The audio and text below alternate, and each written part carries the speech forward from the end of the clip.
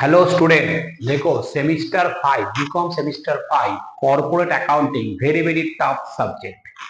तो इसमें अगर सप्ली बचना है तो तुमको दो तो चैप्टर बहुत अच्छा से करना पड़ेगा। एक है valuation of goodwill and share, जिसका वीडियो हम ऑलरेडी दे दिया, सवाल भी दे दिया। और एक तो चैप्टर है underwriting of shares and debenture. इसको भी बहुत बढ़िया से करना पड़ेगा क्योंकि ये भी 10 मार्क्स में आएगा।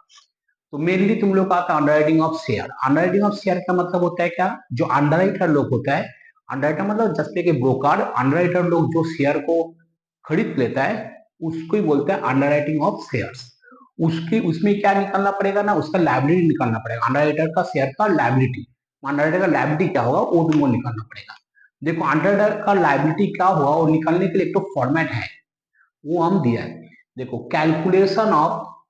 Calculation of total liability of underwriter particular A B C. इसमें देखो ब्रैकेट में बोला है क्या, ऑल फिगर्स इन शेयर्स। देखो फर्स्ट ऑफ ऑल तुमको क्या करना पड़ेगा ना, फर्स्ट ऑफ ऑल लिखना पड़ेगा ग्रॉस लायबिलिटी। ग्रॉस लायबिलिटी तुमको क्वेश्चन पेपर में दिया रहेगा, जिसका जो रहेगा ए बी सी जिसका रहेगा तो लिख देगा।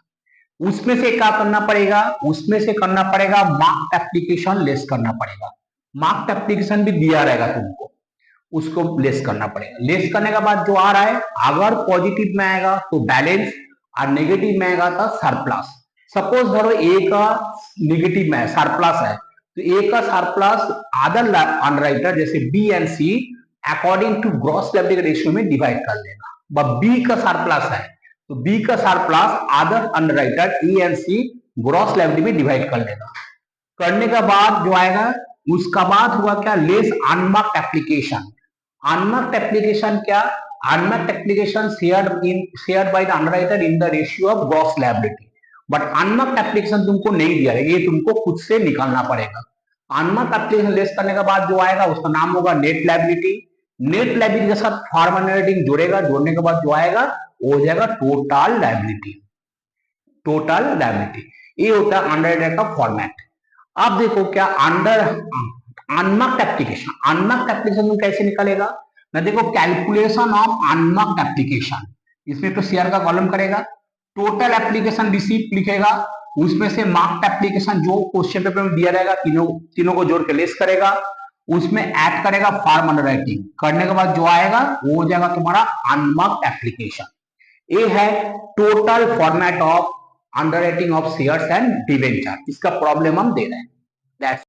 देखो अंडरराइटिंग का जो rule, underwriting share and debenture का जो रूल्स एंड फॉर्मेट दे दिया है वो दे दिया है। अब देखो उसका प्रॉब्लम, पहले तुम प्रॉब्लम को समझो, उसका बाद उसका सॉल्यूशन दिखाएंगे। देखो बोला क्या है, S limited invited application from the public for 1 lakh shares of ₹10 each at a premium of 5 per share. माने एस लिमिटेड पब्लिक से 1 लाख रुपया शेयर इनवाइट किए थे, जिसमें वैल्यू 10 रुपया, प्रीमियम 5 रुपया है। The entire issue was underwritten by the underwriter A, B, C and D to the extent of 30%, 30%, 20% and 20% respectively। माने टोटल 1 लाख को underwriter A, B, C, D 30, 30, 20, 20 में ले लिया, with the provision that the firm underwriting of 3000, 2000 and 1000, 1000 share respectively। माने ए किए 3000, B किए 2000, सी 1000 और D कितना 1000 क्या form underwriting. The underwriter was entitled to maximum commission permitted by law. बोले अंडरराइटर को कमीशन मिलेगा as per permitted by law according to SEBI guidelines. commission to the underwriter maximum 2.5%. The company received application 70,000 shares from public, out of which application for 19,000, 10,000, 21,000 and 8,000 shares were marked in the favor of A, B, C and D respectively। मैंने company को total application 70,000 मिला था, जिसमें ए mark किए 19,000, B किए 10,000, C के 21,000 and D के 8,000 shares। Calculate the liability of underwriter and also amount of commission। That is the problem। अब देखो सॉल्यूशन में क्या होगा। फर्स्ट ऑफ ऑल देखो calculation of liability of underwriter लिखा है, इसमें लिखा है ऑल फिगर्स इन शेयर्स। माने यहाँ पर जितना फिगर लिखा जाएगा सब शेयर्स होगा, कोई रुपीस नहीं होगा। तो फर्स्ट ऑफ ऑल देखो ग्रॉस लायबिलिटी लिखा है, ग्रॉस लायबिलिटी क्या बोला था 30 30 20 20। तो शेयर टोटल तुम्हारा कितना, टोटल शेयर तुम्हारा 1 लाख है, 1 लाख का 30% के तो 30,000, फिर 30% 30,000, 20% 20,000, 20% 20,000। लेस मार्क्ड एप्लीकेशन, देखो मार्क्ड एप्लीकेशन यहाँ पर दिया हुआ है 19,000, 10,000, 21,000, 8,000, तो उसको हम लोग लेस कर दिया। लेस करने से ए का आ रहा है 11,000, 11,000, बी का आ रहा है 20,000, सी का आ रहा है 1,000 नेगेटिव में, और डी का आ रहा है 12,000। इसलिए इसका नाम दिया बैलेंस ऑब्लिक सरप्लस, जो नेगेटिव में है उसको सरप्लस बोला जाता है। सरप्लस का भी कुछ नहीं करेंगे, बाद में करेंगे। Less unmarked application shared by the underwriter in gross liability ratio, माने 3:2 में। तो अनमार्क्ड तुमको नहीं दिया, अनमार्क्ड तुमको निकालना पड़ेगा। कैसे अनमार्क्ड निकालेंगे ना, टोटल एप्लीकेशन आपको मिला था 70,000, लेस किए मार्क्ड एप्लीकेशन 58,000, मतलब 19,000, 10,000, 21,000, 8,000 जो 58, ऐड किए थे फार्मर राइटिंग 7,000, 3211। तो करने के बाद मेरा है कितना 19,000।